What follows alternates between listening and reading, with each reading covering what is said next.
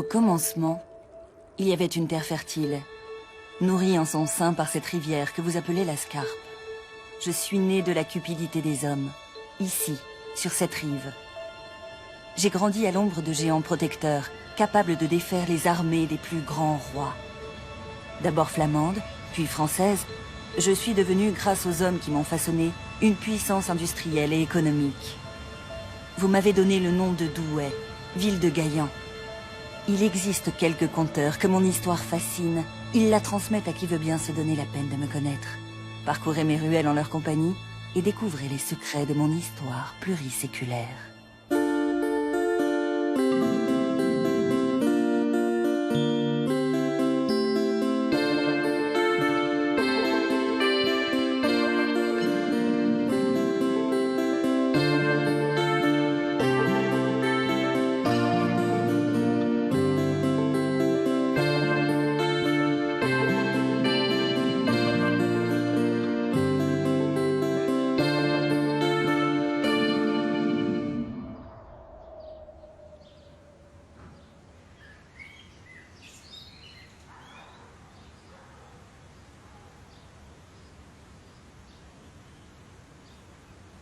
Bonjour, je suis ravi de vous accueillir ici à Douai. On est sur le site même où est née la ville de Douai, sur les bords de la Scarpe. Alors c'est une histoire assez particulière puisque Douai est née suite à un détournement fiscal de cette rivière. Il existait bien avant Douai dans l'histoire l'Ambre. C'est à 3 km en amont où il y avait un portus, un endroit où on embarquait, on débarquait les marchandises. Ce portus, il appartenait à l'évêque de Cambrai qui touchait une taxe importante, le ton-lieu, sur le passage des marchandises. Et puis un seigneur local, le comte d'Ostrevan, va arrêter les bateaux ici même. C'est lui qui va toucher cette taxe. Il a interdit aux bateaux d'aller plus loin. Ce comte d'Ostrevan construit une tour qui va protéger le péage. Et puis, un petit peu après, en 945, un seigneur plus puissant, le comte de Flandre, s'empare de ce nouveau portus. Il construit un château. Je vous invite tout simplement à aller voir ce site du château du comte de Flandre.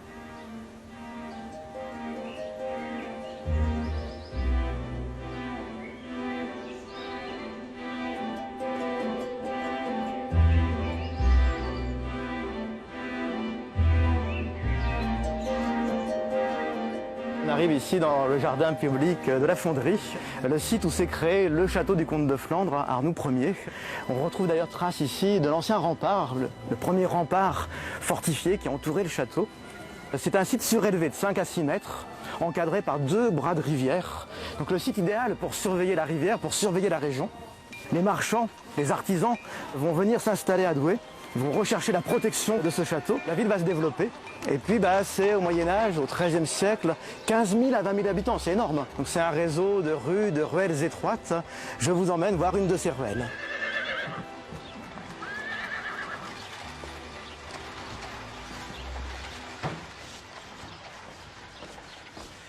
Voilà, on entre ici dans un quartier du Moyen-Âge, un riche quartier où travaillaient autrefois les tisserands, les foulons, les teinturiers, donc une activité intense.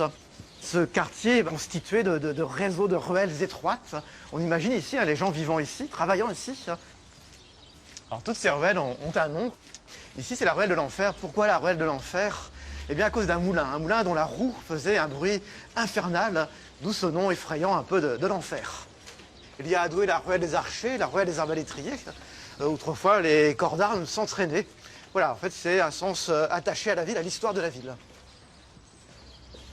Alors, ces ruelles, elles jouaient un rôle bien précis de raccourci. Ça permettait évidemment aux habitants de rejoindre un quartier en allant beaucoup plus vite, en évitant les rues encombrées de chariots, de charrettes.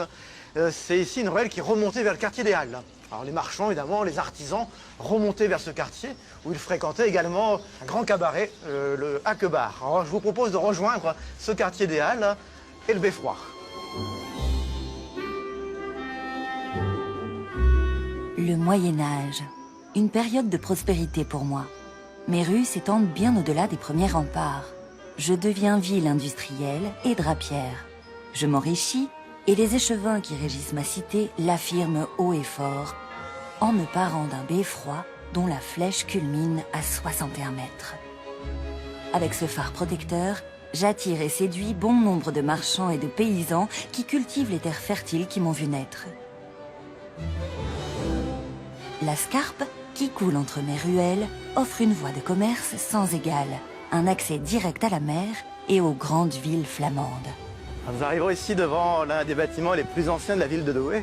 C'est le refuge de l'abbaye de Marchiennes. C'est ici que les moines de Marchiennes entreposaient leur production de grains, de blé. Ils arrivaient par la rivière et ce sont dans les greniers qu'étaient entreposées cette production très importante des moines. Vous voyez les oculis qui aéraient les greniers juste sous la corniche. Vous voyez également les grandes arcades qui permettaient aux moines très facilement de débarquer leurs marchandises. C'est également un embarcadère qui était utilisé par la ville de Douai pour sa propre production et son propre transport. Donc ça a vraiment été ici un lieu très important d'embarquement, de débarquement des marchandises. Le rivage, c'est le nom qu'on donnait à ce lieu. Un endroit où va s'installer le Parlement de Flandre en 1714, ce qui va devenir aujourd'hui le palais de justice. Fabrice, ça va? Ça va, alors on est ici dans le palais de justice de Douai. Ce sont des bâtiments impressionnants, est-ce que tu peux nous en parler un petit peu? Alors en 1667, la ville de Douai est devenue française, elle a été donc flamande auparavant. Avec Louis XIV. Avec Louis XIV, exactement. Et bien ce roi Louis XIV, il a installé en 1714 un Parlement de Flandre. Et depuis 1714, il y a plus de 300 ans d'existence d'une fonction judiciaire dans ce bâtiment. Toujours en place. Toujours en place. Actuellement, on trouve par exemple dans le bâtiment historique et dans la tour qui a été construite dans les années 70, on trouve le tribunal de grande instance, on trouve la cour d'appel, et la cour d'appel, on le voit dans le costume des magistrats, c'est l'héritière de ces parlementaires du Parlement de Flandre. Alors si tu veux, je peux même te montrer une des salles d'apparat. On parlait de l'aspect très riche, tu vois, cette salle est très très richement décorée. Par ici. Merci.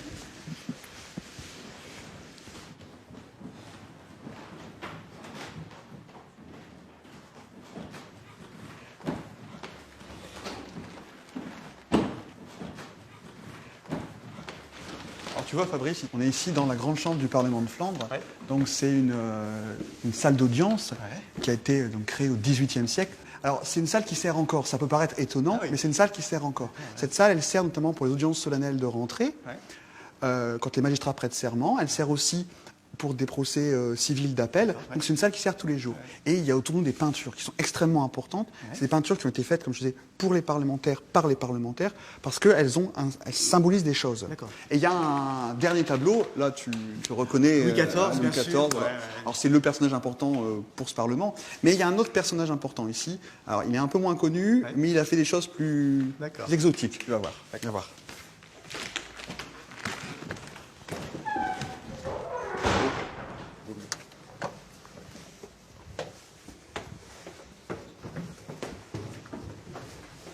Alors Fabrice, on est ici dans les sous-sols du palais de justice.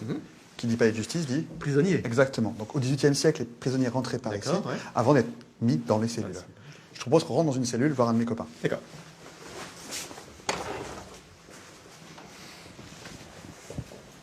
Alors je te présente mon ami Vidocq. Alors tout le monde le connaît surtout comme l'espèce d'inventeur de la police moderne. Pour faire un peu son histoire, il est né à Arras et il a été bagnard donc à Toulon et à Brest. Mais ce qui est important notamment pour Douai, c'est qu'il a été emprisonné ici. Il y a une anecdote qui court autour de cet événement, c'est qu'il a profité que son geôlier était un peu saoul et il s'est jeté dans l'escarpe pour s'enfuir. Exactement. Voilà. Après sa carrière s'est poursuivie. Peut-être que tu as envie d'aller faire un tour à sa poursuite. Exactement, à sa poursuite. Donc je t'invite, la Scarpe est juste à côté, c'est par ici que ça se passe. À bientôt Maurice en tout cas. Merci Damien, à bientôt.